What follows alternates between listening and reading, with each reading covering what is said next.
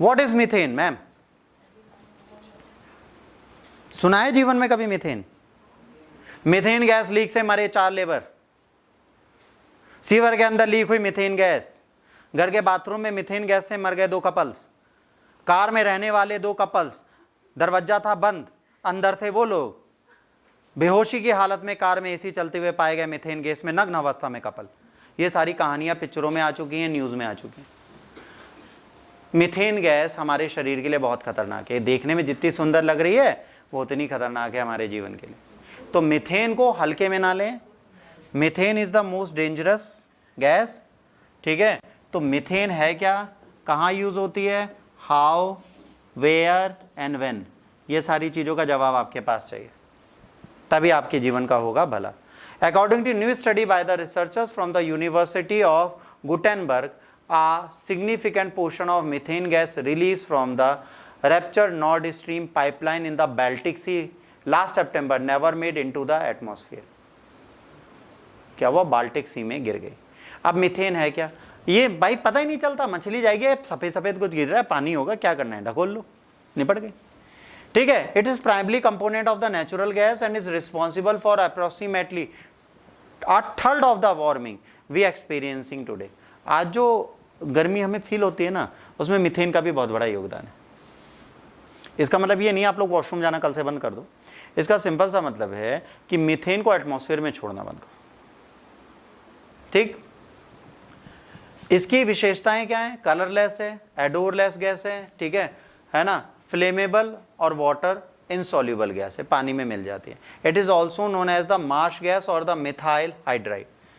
It is easily ignite. The vapors are lighter than the air under prolonged exposure of the fire or intense heat. The containers may rupture violently and rocket. अब सीधी सी बात है, अगर इसे बहुत दिनों तक रख दिया गया और एटमॉस्फेयर में मिली तो आग लगा देगी, ठीक। It is powerful and short-lived greenhouse gas with a lifetime about a decade. Global warming potential about 80 times greater than that of carbon dioxide. ये ज़्यादा दिन नहीं रहती, 1 डिकेड तक, 10 साल तक आपके एटमॉस्फेयर में रहती है, फिर गायब हो जाती है। कार्बन डाइऑक्साइड और कार्बन मोनोऑक्साइड सालों रहेगी, ये 10 साल में गायब हो जाएगी। पर इस 10 साल में इतनी गर्मी दे जाएगी कि आप बियर नहीं कर सकते। हम तुमसे कहेंगे बेटा 10 साल हम तुम्हें 52 डिग्री टेम्परेचर में जीने को देंगे और 11वें साल तुम्हें -2 में ले आएंगे, क्या फायदा। तो इसको भी कंट्रोल करो भाई, अगर एटमॉस्फेयर को डैमेज करिए इसको कंट्रोल करो, ठीक है। The largest sources of the methane is agriculture, fossil fuel and decompose of the landfill waste. सबसे ज़्यादा मीथेन कहाँ निकलती है, एग्रीकल्चर में, फ्यूल्स में, और जो कचरा हम फेंकते हैं लैंडफिल्स में उससे। तो इस मीथेन से भी हमें बचना जरूरी है, अगर आप बच पाते हैं तो बहुत अच्छी चीज़ है। It is a semi enclose inland sea located in the northern Europe. कौन सा, बाल्टिक सी। अब बाल्टिक सी में लीक हुआ, बाल्टिक सी पढ़ना पड़ेगा, कहाँ पर है, इनलैंड है, कौन सा इनलैंड है, नॉर्दर्न यूरोप का, ठीक है।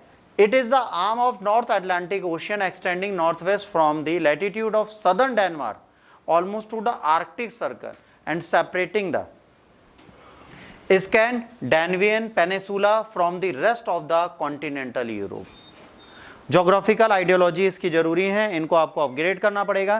तो यहाँ पर जोग्राफिकल मैप आपको याद होने चाहिए, अगर ये आपको याद हैं तो ठीक है, बट अगर ये मैप्स आपको याद नहीं है तो आपको प्रॉब्लम होगी।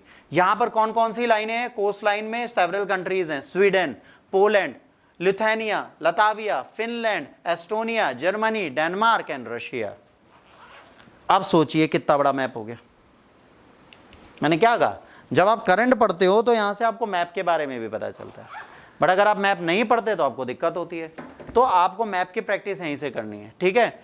It's connected to the White Sea via the White Sea Canal and to the North Sea German Bight via the Kiel Canal.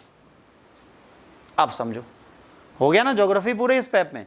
अब ये आपको रटना है, फिर इसे आपको ज्योग्राफी का मैप बनाना है, तब आपको समझ में आएगा। It connects to the Atlantic Ocean through the Danish strait. It contains 3 major gulfs, the Gulf of Bothnia to north, the Gulf of Finland in the east, the Gulf of Riga slightly to the south of that. ये map का portion है, ये geography का part है, इसको यहीं से पढ़ना पड़ेगा। जब कहते हैं ना सर वर्ल्ड ज्योग्राफी और इंडियन ज्योग्राफी कहाँ पूछा जाएगा, या पूछा जाएगा। तो करंट अफेयर्स पढ़ना इसीलिए जरूरी है क्योंकि आपको एटलस और मैप की प्रैक्टिस कराता है। भाई मुझे शौक थोड़े ना है, आपसे ये पूछ लेंगे कि बाल्टिक सी के आसपास व्हाइट कैश टी कहाँ से मिलता है, कौन सा कैनाल जाता है ना, जर्मनी का कौन सा पार्ट इसके पास से होता है, ऐसे क्वेश्चन पूछ लेते हैं। ठीक, अब आते हैं अगली विल पे।